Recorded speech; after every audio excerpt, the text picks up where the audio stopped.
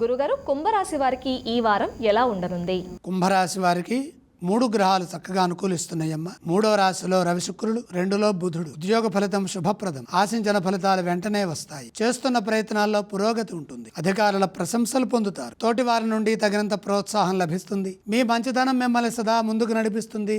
మంచితనం కాపాడుతుంది. సహృదయతతో వృత్తి ఉద్యోగ వ్యాపారాల్లో పనిచేయండి. అద్భుతమైన ప్రతిభను కనపరచండి. నైపుణ్యంతో పనిచేసే అధికారుల ప్రశంసలు పొందుతారు. అధిక లాభాలను పొందుతారు. అనుభవజ్ఞుల నుండి మంచి విషయాలను గ్రహించండి.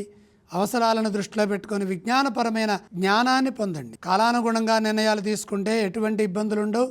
ఏలినాటి శని ప్రభావం కూడా పెద్దగా ఇబ్బంది పెట్టదు. శుభప్రదమైన వ్యాపార యోగం సూచితం. ఎటు సూచన లాభాలే గోచరిస్తున్నాయి. ధనస్థానంలో బుధుడి యొక్క యోగం ఇంకా కొనసాగుతోంది.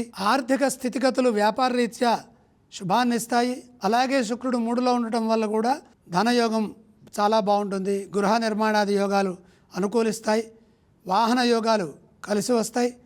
కుటుంబ సభ్యులతో కలిసి ఆనందించే అంశాలు చోటు చేసుకుంటాయి. మీ అనుభవం మిమ్మల్ని గొప్పవారిని చేస్తుంది.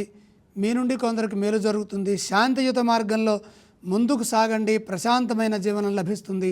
శుభవార్త ఆనందాన్ని ఇస్తుంది. కుంభరాశి వారు ఏ స్తోత్రాన్ని పఠిస్తే మంచిది?